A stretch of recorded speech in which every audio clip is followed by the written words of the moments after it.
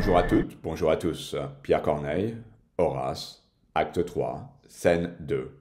Sabine, Julie. Sabine. En est-ce fait, Julie, et que m'apportez-vous?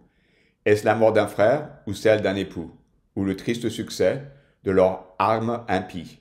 De tous les combattants a fait autant d'hosties. Et m'enviant l'horreur que j'aurai des vainqueurs, pour tous tant qu'ils étaient ma condamnée aux pleurs. Julie. Quoi? Ce qui s'est passé, vous l'ignorez encore? Sabine.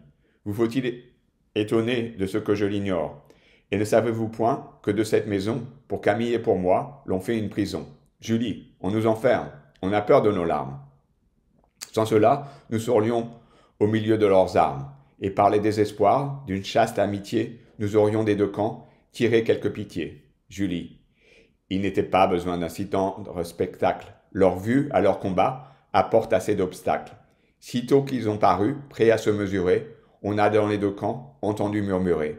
Avoir de tels amis, des personnes si proches, venir pour leur patrie, aux mortelles approches, l'un s'émeut de pitié, l'autre est saisi d'horreur. L'autre d'un si grand zèle admire la fureur. Tel porte jusqu'aux cieux leur vertu sans égale, et tel l'ose nommer sacrilège et brutal.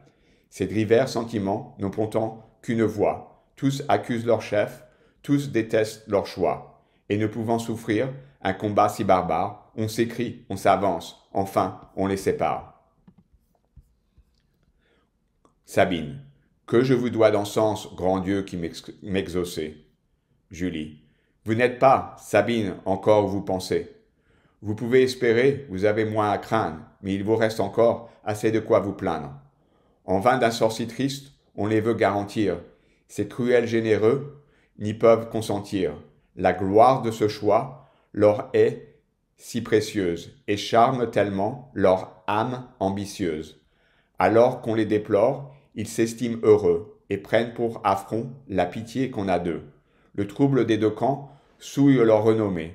Ils combattront plutôt, et l'une et l'autre armée, et pourront, par les mains qui les ont séparés, que quitter les honneurs qui les ont déférés. Sabine. Quoi? Dans leur dureté, ces cœurs de fer s'obstinent? Julie. Ils le font, mais d'ailleurs les deux camps se mutinent, et leurs cris, des deux parts poussés en même temps, demandent la bataille ou d'autres combattants. La présence des chefs à peine est respectée. Leur pouvoir est douteux, leur voix mal écoutée. Le roi même s'étonne, et pour dernier effort, puisque chacun, dit-il, s'échauffe en ce discord. Consultez des grands dieux la majesté sacrée, et voyons si se change, à leur bonté agréée, quel impie osera se prendre à leur vouloir, lorsqu'en un sacrifice ils nous l'auront fait voir. Il se tait, et ses mots semblent être des charmes. Même aussi, combattants, ils arrachent les armes.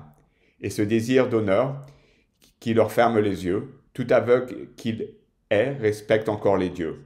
Leur plus bouillante ardeur cède à la vie de Tulle, et soit par déférence ou par un prompt scrupule, dans l'une et l'autre armée, on s'en fait une loi, comme si toutes les deux le connaissaient pour roi. Le reste s'apprendra par la mort des victimes. Sabine. Les dieux n'avoueront point un combat plein de crimes. J'en espère beaucoup, puisqu'il est différé, et je commence à voir ce que j'ai désiré.